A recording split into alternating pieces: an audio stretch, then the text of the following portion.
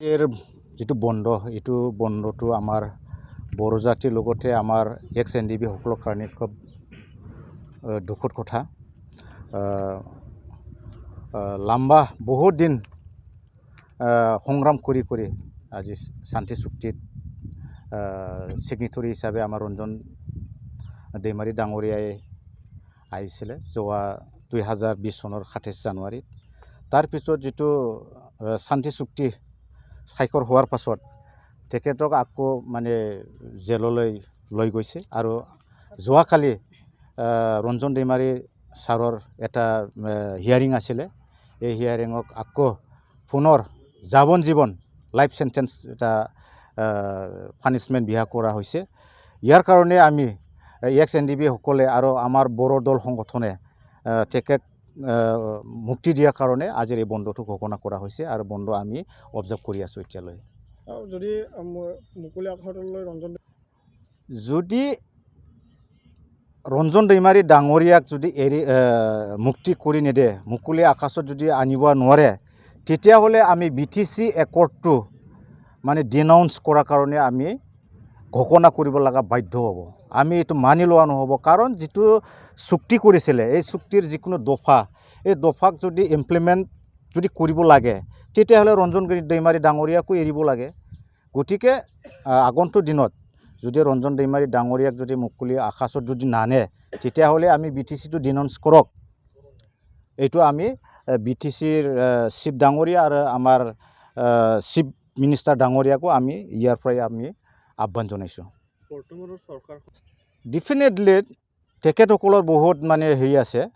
ৰঞ্জন দৈমাৰী ডাঙৰীয়াক আমাৰ chief minister doctor Hemanta Biswa Sarma ডাঙৰীয়াই ভয় কৰে, আমাৰ প্ৰমোদ বড়ো ডাঙৰীয়াই ভয় কৰে। মানে সি মুক্তি হোৱাৰ লগে লগে হয়তো কাবাৰ বা নহয় কাবাৰ বা মানে কি বুলি কয় চেয়াৰটো হয়তো এৰিব লগা হ'ব। এইটো ভয় কৰি পেলাই মানে ৰঞ্জন দৈমাৰী ওলোৱাৰ কাৰণে কোনো ইনিচিয়েটিভ লোৱা নাই, এইটো আমি ভালকৈ বুজি পাওঁ।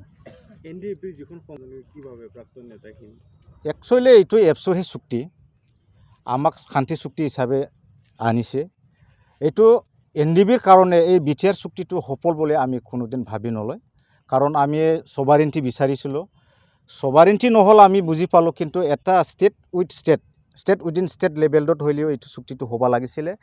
আৰু যিটো চুক্তিটো হৈছে যোৱা BTC BLCৰ যিটো একৰ্ড, এই একৰ্ডৰ যেনেকুৱা দফা আছিলে 6 শিডিউলৰ মানে ডিনাই কৰি পেলাই 6 শিডিউলটো নোহোৱা কৰি পেলাই কিছুমান পাৱাৰবিলাক ডিচিক দি পেলাই প্ৰমোদ বড়ো ডাঙৰীয়াই এইটো আমাৰ বড়োসকলৰ ইণ্টেলেকচুৱেলসকলক বাদ দি পেলাই নিজে এটা হিৰো হ'ব যায় এই চুক্তিটো কৰিছে। গতিকে আমি এই চুক্তিটো আমি Ndfbৰ কাৰণে সফল চুক্তি বুলি আমি ল'ব পৰা নাই। এইটোতো স্বাভাৱিক, এইটো ঘৰিয়ালৰ চকু পানী। কোনোদিন প্ৰমোদ বড়ো ডাঙৰীয়াই কোনো ৰঞ্জন দৈমাৰীক মুক্তি দিয়াৰ কাৰণে সেই কোনো ইনিচিয়েটিভ লোৱা নাই। ইয়াৰ কাৰণে আমি বাৰে বাৰে কৈ আছে, ৰঞ্জন দৈমাৰী ডাঙৰীয়াক যদি এৰিব ইচ্ছা আছিলে, তেখেতসকলৰ 5জনমান ছিগনেটৰী আছে BTRৰ। এই ছিগনেটৰীসকলক একেলগে কৰি পেলাই BTC কাউন্সিলত এছেম্বলিত বিল পাছ কৰি পেলাই আমাৰ মাননীয় চিফ মিনিষ্টাৰ হেমন্ত বিশ্ব শৰ্মাৰ ওচৰত দাখিল কৰিব পাৰিল হয়। আৰু এফালে আমাৰ দীপেন বড়ো আছে, দীপেন বড়ো কৈ আছে ৰঞ্জন দৈমাৰীৰ কাৰণে আমি কাম কৰি আছোঁ, তাক ওলোৱাৰ কাৰণে আমি কাম কৰি আছোঁ বুলি কৈ আছে। কিন্তু ৰিয়েলি যদি দীপেন বড়ো ডাঙৰীয়াই যদি ৰঞ্জন দৈমাৰীৰ কাৰণে ভাল কাম কৰিব বিচাৰিছে, মুক্তিৰ কাৰণে যদি কাম কৰিব বিচাৰিছে, তেতিয়াহ'লে সেই বড়ো জাতিৰ ইণ্টেলেকচুৱেলসকলক লৈ আমাৰ BTR একৰ্ডৰ যেইজন ছিগনেটৰী আছে তেখেতসকলক একগোট কৰি পেলাই মহামান্য আমাৰ কি বুলি কয় প্ৰেচিডেণ্টৰ ওচৰত যাই পেলাই এইটো মুক্তি দিয়াৰ কাৰণে আবেদন কৰিব পাৰিল হয়। এইটো কিয় কৰা নাই? ইয়াৰ কাৰণে আমি কাৰো কথা এতিয়া বিশ্বাসত ল'ব পৰা নাই। প্ৰমোদ বড়ো ডাঙৰীয়াই কৈ আছে এইটো মই কৰিছি না নাই ভগৱানে জানে। প্ৰমোদ বড়ো মাত্ৰ ফিউচাৰ টেন্সৰ কথাই ক'ব পাৰে, প্ৰেজেণ্ট ক'ব নোৱাৰে, সেই প্ৰেজেণ্ট কাম কৰিব নোৱাৰে।